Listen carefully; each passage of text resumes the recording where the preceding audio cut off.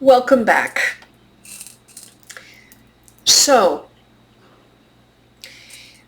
the first ceremony practice you are going to learn for connecting into the love light that will in and of itself, that does, because it never leaves, continually transmutes, will transmute any heavy energies, any heavy processes you yourself are in, or that you have picked up from around you, from loved ones, other people, even strangers. And certainly all of us now in these times can feel incredibly, incredibly heavy and burdened if we are tapping into, on a heart level, to the pain and suffering of others around the world, as well as the fear that is coming up for a lot of us right now. So this first practice is just simply called opening sacred space. Opening sacred space is prayer work, and prayer work is a big part of awakened heart shamanism. And opening sacred space, the prayers for opening sacred space are foundational, are the first place to start. I really even shouldn't say that. They are foundational. But the first place to start is just to pray. Pray, pray, pray. Pray for yourself, for healing, for light, for love, for harmony, for balance, for prosperity.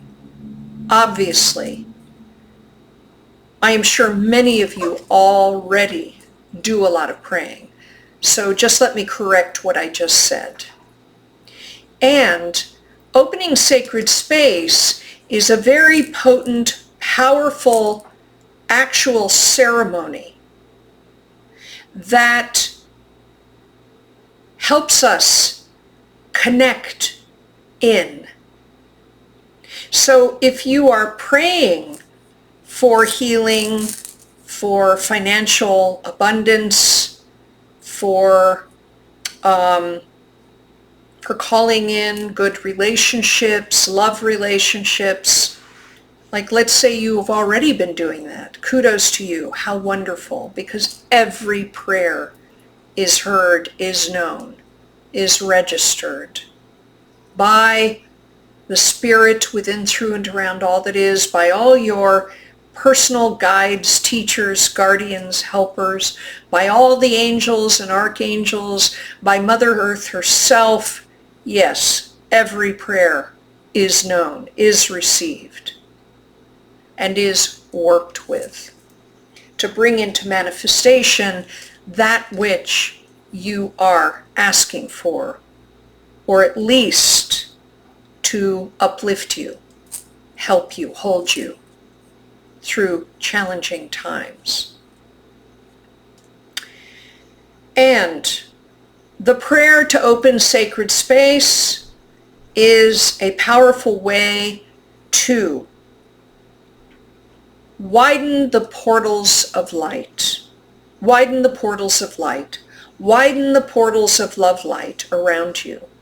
Thin the veil between the worlds. Thin the veil of your consciousness so that ego consciousness, which is important and necessary for us to exist in this physical space-time continuum, but so that ego consciousness begins to take more of a balanced seat in the whole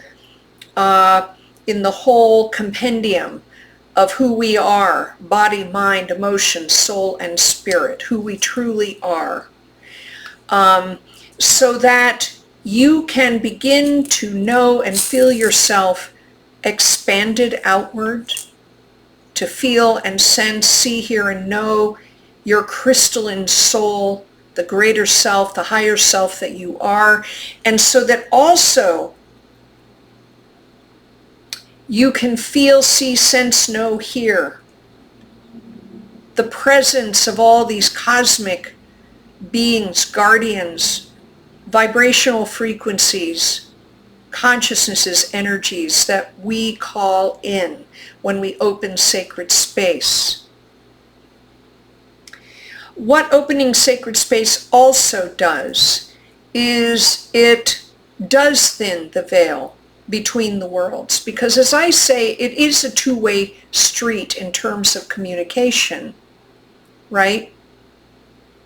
There are all these great beings of light, our ancestors in the light, our guides, our personal guides, teachers, guardians.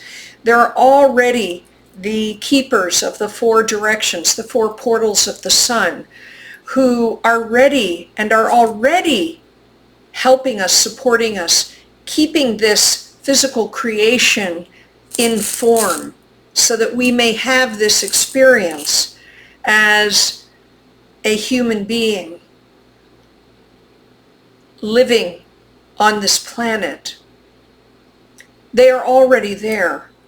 All the angels, the archangels, are already there.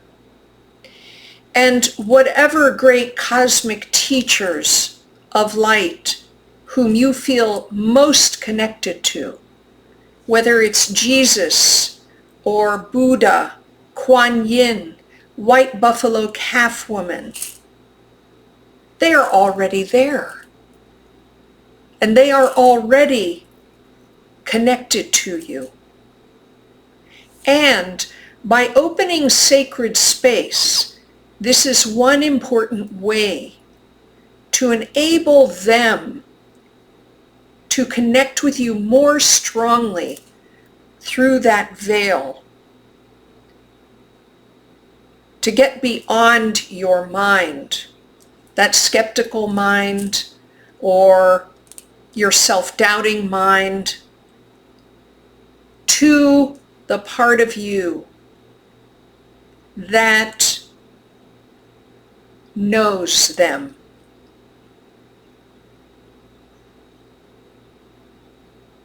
It also, opening sacred space also brings up even more powerfully the creational energy of love light, so that we then, as empowered creators ourselves with free will, can begin to work with this very, very responsive, malleable energy that is always and ever there. And so that we can work with it in service of healing ourselves, amplifying our prayers for what it is we need, want, would like to receive for ourselves, our families, loved ones, for our communities, for the world. Sacred space is really, really important. And the truth is that all around the planet, in every religion, in probably almost every culture, through time, this kind of prayer to call upon this, the greater, and to thin the veil between the worlds. Prayer like this is often very central. It's not just Native American or shamanic. It is not just Christian or Muslim. It is a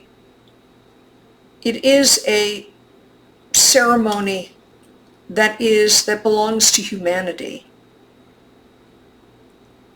It is a ceremony that belongs to humanity, that belongs to you. Now, the way I pray in a shamanic way, which is similar to the way some Native American peoples, cultures pray to open sacred space. Not all of them. And one thing I want to emphasize as you take this course, I do not represent a particular Native American spirituality or a pan-Native American spirituality. because there is a huge amount of diversity. But as Westerners, people raised in the West or inculcated by Western values, systems, religions, education, when we come in to study shamanism, this is the most common way to open sacred space. So what we are doing is we are praying to the 4 directions, the 4 portals of the sun. We are then praying to the earth, and we're praying to the above.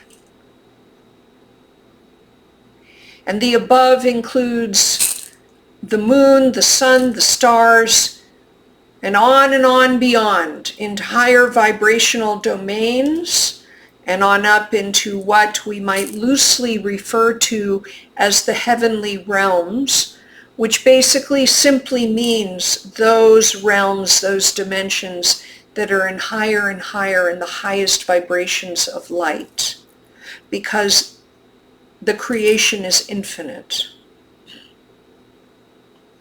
And there are within certain levels, layers of this creational matrix, there are certain energies, vibrational frequencies, beings, angelic, that we might call them, cosmic we might call them, who are existing, learning, growing, evolving just like we are, many of whom are actually in service to this planet, to humanity, and to each of us individually and/or. So we pray to these 6 directions, and we are calling in we are calling upon the particular medicine or the particular gifts or qualities of each of these portals of the sun, north, south, east, west. Because in a shamanic way, each of these portals, which actually exist in higher vibrational dimensions, right? The sun is conscious.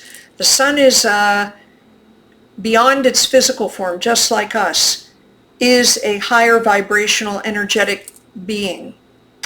And these are the doorways that hold everything in a sense, in a beautiful, dynamic container within which we can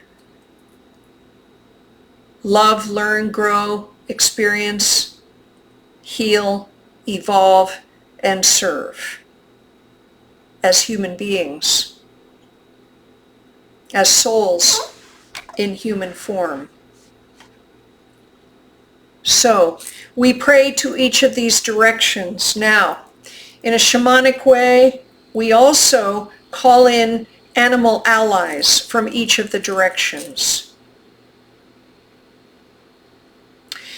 One of the first things you'll notice in the prayer, which you will do, I will demonstrate in the next video, one of the first things that you will notice is that the prayers to each of the 4 directions actually are a specific teaching, wisdom teaching, about the nature of life, the nature of existing in human form, and of the capacities, the energies, the vibrational gifts that each of these 4 directions has for us. So that is important.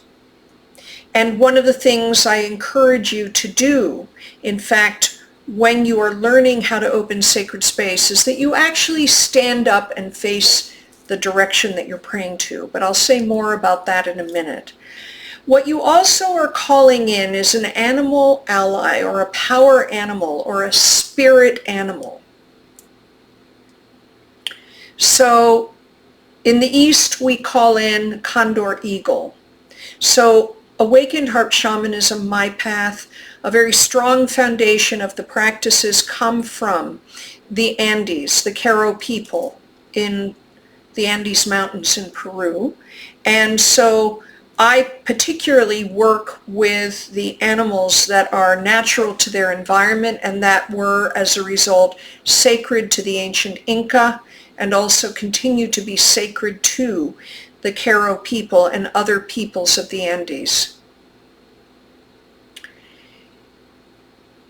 So in the East, we call upon condor eagle. I include the condor and the eagle together because it is a very important energetic manifestation of the way the people of the North and the people of the South are coming together. It also has to do with a teaching called a teaching on the Pachacuti in the Andean tradition about the times of change we are in. Both animals embody, they are these great birds, the ones that are closest to the sun, that fly the highest.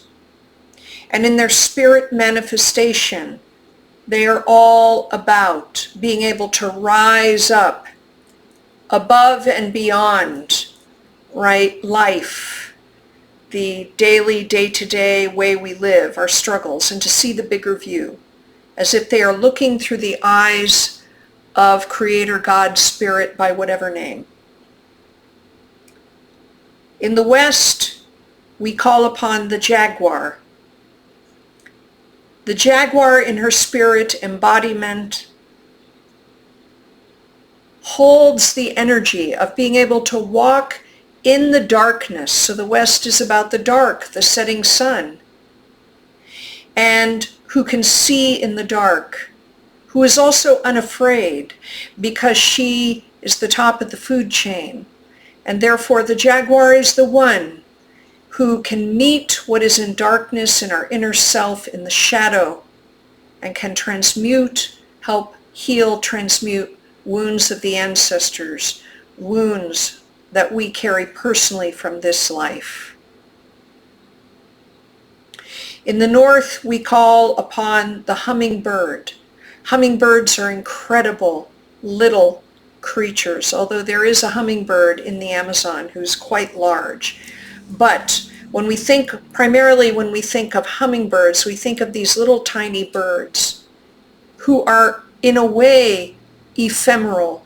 It's like they are like little flashes of light, of color, and they actually make a huge and heroic journey from the north to the south and the south to the north every year, twice a year. They are indomitable. And they also are connected strongly to our soul's journey. Why did we incarnate here? Why did our soul choose to come here? What is our purpose? What is our mission? What is the meaning of our lives? This is what hummingbird helps us with in the North. In the South, we are supported and helped by the serpent, the great snake. The South is the place of Mother Earth in her physical manifestation.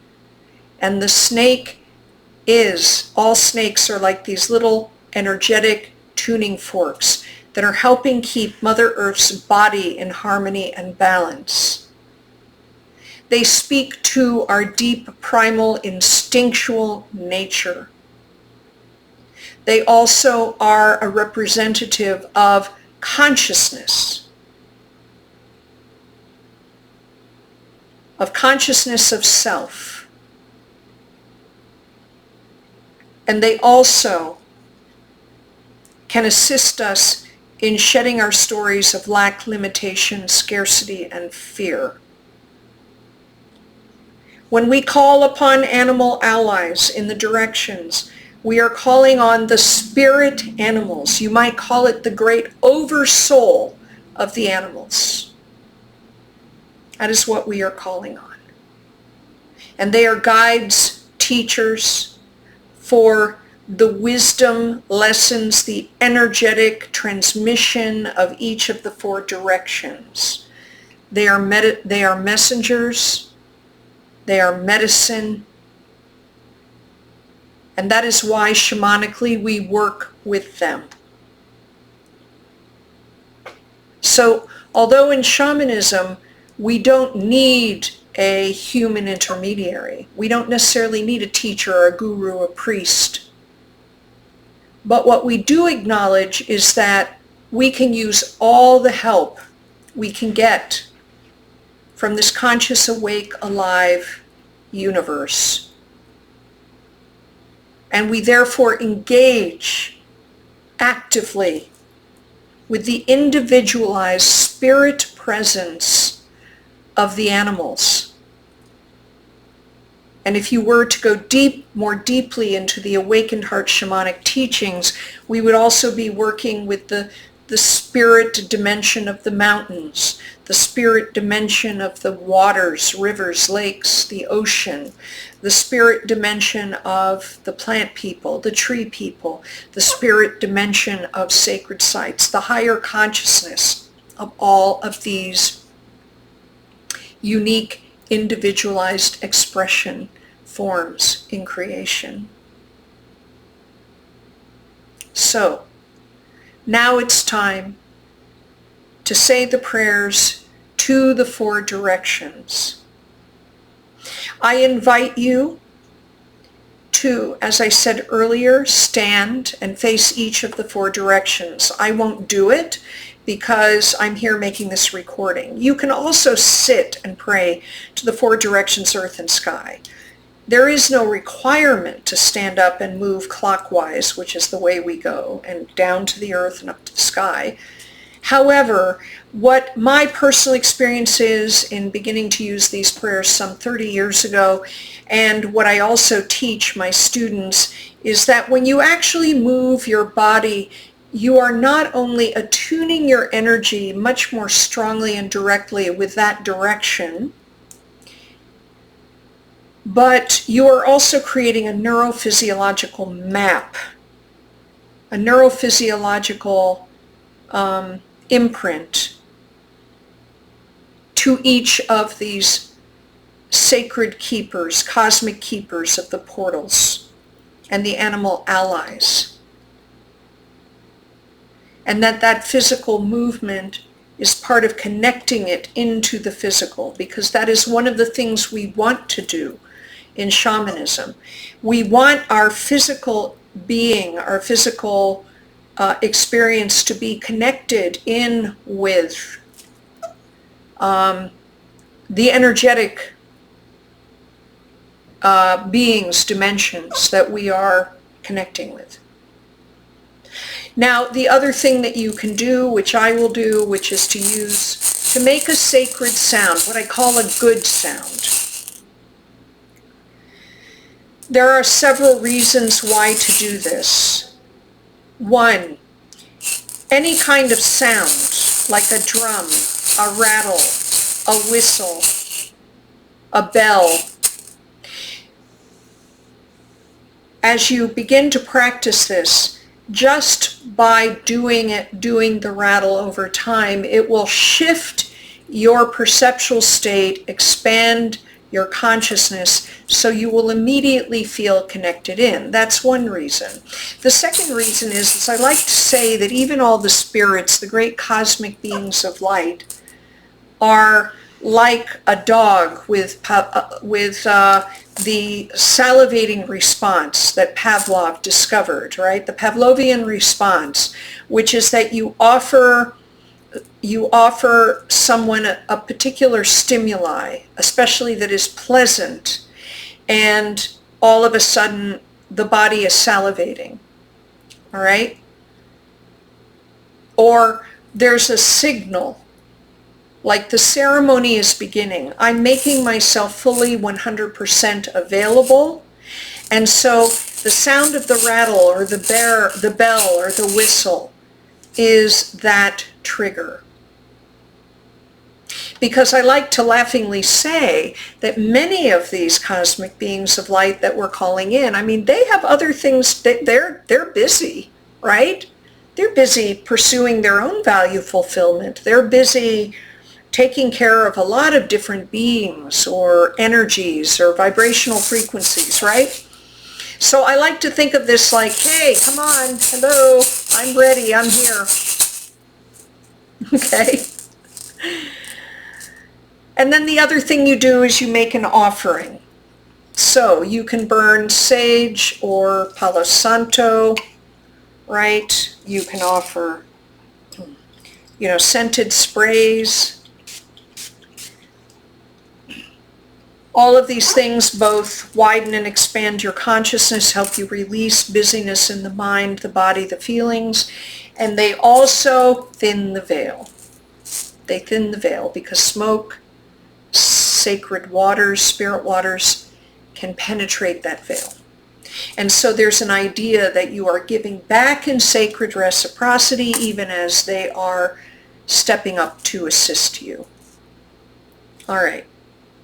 Now, if you don't have any of these things yet, do not worry about it. All you need is your presence and your heart and your intention to connect. That's all you need. That's all you need. And then I have a handout, a PDF of the prayers that that you can print out and you can read them to each of the directions.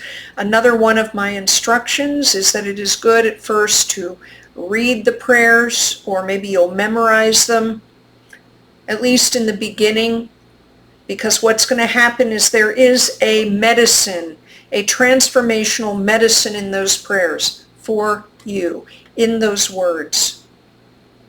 And because it will also help you energetically in your mind and your heart tune into that particular medicine, vibrational frequency of consciousness, of light in each of the directions. Over time, you may find that your own words pour forth from you, or songs. So this is not rigid. This is not like there is a singular creed that must be said